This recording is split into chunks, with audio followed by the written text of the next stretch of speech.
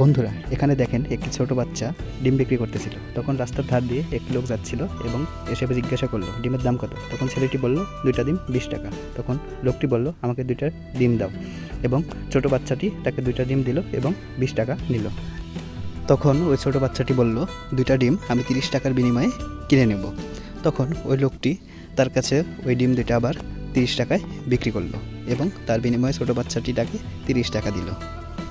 পরে আবার ওই লোকটি ওই ছোটো বাচ্চার কাছ থেকে আবার 2টি ডিম কিনলো 20 টাকার বিনিময়ে এবং তাকে 20 টাকা দিল। তখন ওই লোকটি 20 টাকায় 2টি ডিম কিনে অনেক খুশি হলো এবং ওই বাচ্চাটির কাছে সবগুলো ডিমের দাম জানতে চাইলো। তখন বাচ্চা বলল সবগুলো ডিম মাত্র 50 টাকা, এবং 50 টাকার বিনিময়ে ওই লোকটি সবগুলো ডিম কিনে নিল। তখন বাচ্চাটি চলে যাচ্ছিল। তখন এই লোকটিকে বাচ্চাটিকে ডাক দিল এবং বলল ডিমগুলো ভালো তো? তখন ছেলেটি পিছে ঘিরে তাকালো এবং বলল হ্যাঁ, সব ডিম ভালো। আসলে সব ডিমগুলো ছিল নষ্ট। এই কারণে ছোট বাচ্চাটি ডিম বিক্রি করে দৌড়িয়ে পালাচ্ছিল এবং খুশিতে